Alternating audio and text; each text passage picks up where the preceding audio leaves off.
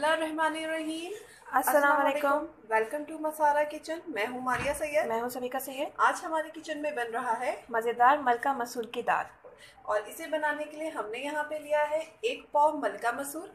इसको मैंने 2 आवर्स के लिए पानी में भिगो दिया था। इसको पहले मैंने वॉश किया, उसके बाद 2 आवर्स के पानी में भिगो दिया ताकि ये अच्छी तरीके से राइस हो जाए, फूल जाए दाल और इसको टेंडर होने में आसानी। इसलिए इसको तकरीबन आपने 1.5 से 2 घंटा इसको भिगोना है, तब आपने इसको पकाना है। ठीक है। उसके बाद मैंने यहाँ पे ली है बारीक कटी हुई 1 लार्ज साइज प्याज, 1 लार्ज टमाटो, इसको ही मैंने बारीक काट लिए हैं।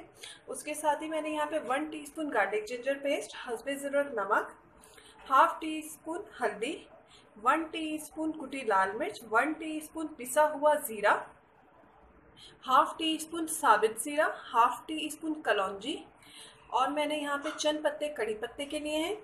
और तड़के के लिए मैं यहाँ पे लूँगी, ये मैंने साबित लाल मिर्च, हाफ टी स्पून सफ़ेद ज़ीरा, लहसुन बारीक कटी हुई, हरी मिर्चें बारीक कटी हुई, लंबाई में मैंने इसे बारीक काटी है।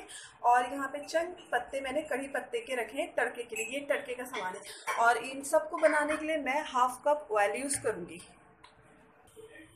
ऑयल गर्म होने में सबसे पहले मैं इसमें ऐड करूँगी कड़ी पत्ता, सफ़ेद ज़ीरा, कलौंजी और इसे थोड़ा सा फ्राई करूँगी जब तक कड़ी पत्ते की खुशबू आना शुरू नहीं हो जाती है। इसे मैं फ्राई करती रहूँगी।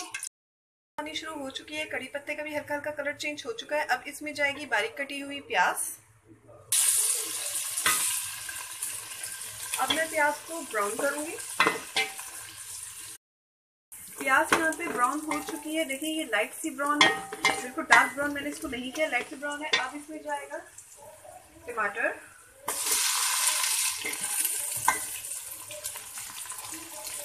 अदरक लहसुन का पेस्ट, सफ़ेद जीरे का पाउडर, कुटी लाल मिर्च, हल्दी पाउडर। अब इन सबको भूनूंगी। अब मैं इन सबको भूनूंगी और साथ ही में इसमें यहाँ पे ऐड करूंगी आधी प्याली पानी ताकि अच्छे से टमाटर गल जाए। मसाला अच्छे से भुना चुका है, इसमें से अदरक लहसुन की महक और मसाले की महक निकल गई है। अब इसमें जाएगी मलका मसूर की दाल। साथ ही इसमें 1 गिलास पानी ऐड करूंगी जिसमें दाल अच्छे से गल जाए। और नमक मैं इसमें अभी ऐड नहीं करूंगी, नमक दाल गल जाने के बाद ऐड करूंगी। जब दाल अच्छे से गल जाएगी उसके बाद इसमें नमक ऐड होगा। और ये देखिए इतना पानी मैंने इसमें डाला है, इंशाल्लाह इसी में ये गलेगी। और अभी इसमें बॉयल आने का वेट करूंगी, उसके बाद इसे कवर कर दूंगी। दाल में बॉइलिंग आनी स्टार्ट हो चुकी है। अब मैं इसे कवर करके दाल गल जाने तक पकाऊंगी। तकरीबन दाल आधा घंटे में ही गल जाएगी, तो मैं इसे आधा घंटा कवर करके स्लो हीट में इसे गलने दूंगी।